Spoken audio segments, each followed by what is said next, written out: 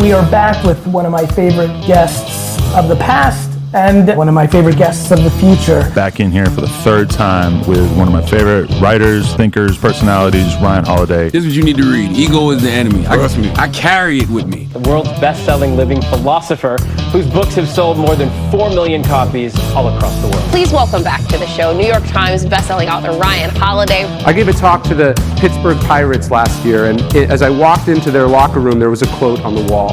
And it said, "It's not things that upset us, but our judgment about things." They didn't know that this quote is actually also 2,000 years old, and it comes to us from Epictetus. If you think you're as good as you can be, in some sense you're right, because you won't get any better. The impediment to action advances action. What stands in the way becomes the way. Nick Saban calls this the process. You don't focus on the end result. You don't think about winning the championship. You don't think about the overwhelming nature of the task in front of you. You think about what is in front of you in the smallest possible increment. Things can go wrong. What's your plan, right? Also, how bad is that worst case scenario actually?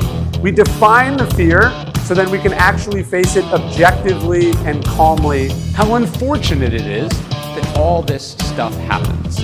Then he catches himself and he goes, no, actually, it's fortunate that it happened to me. Stoic philosophy dates back 23 odd centuries. I'm not having to make this up from scratch. There is this fundamental bias in tech, in business, around what's new, because that's exciting. And what we ignore, the opportunity we leave on the table, is the classic stuff that really works. If we thought of the economy as a whole, the vast majority of profits are not coming from the hot new company.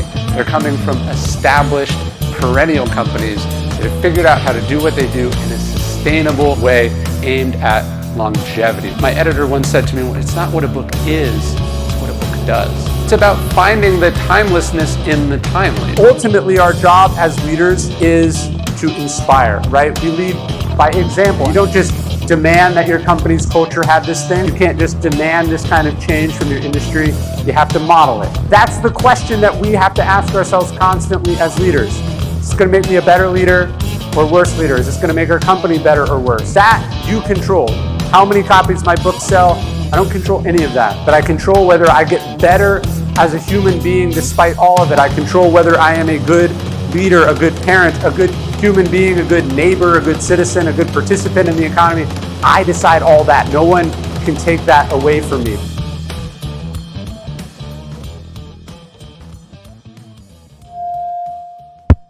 VaynerSpeakers.